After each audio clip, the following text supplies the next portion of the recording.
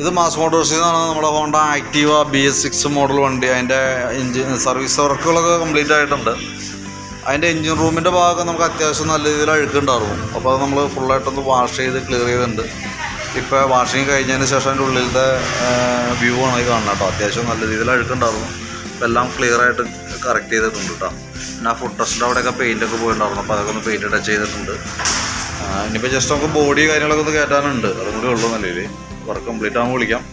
Front സൈഡൊക്കെ ആയാലും നമുക്ക് ഫ്രണ്ട് കവറിൻ്റെ ഉള്ളിലൊക്കെ ചെളിയായിരുന്നു. അതൊക്കെ ഫുള്ളായിട്ട് അഴിച്ച് ക്ലിയർ ചെയ്ത് വാഷ് ചെയ്തിട്ടുണ്ട് കേട്ടോ. ഓക്കെ, അപ്പോൾ എൻ്റെ വർക്ക് കംപ്ലീറ്റ് ആവണുള്ളൂ. അപ്പോൾ ബോഡിയൊക്കെ കയറ്റാനുണ്ട്. അതിന് ശേഷം വണ്ടി ബില്ലായി കഴിഞ്ഞപ്പോഴത്തേക്കും ഓഫീസിൽ നിന്ന് ഡയറക്റ്റ് കോൺടാക്ട് ചെയ്തോളൂ കേട്ടോ. ഓക്കെ.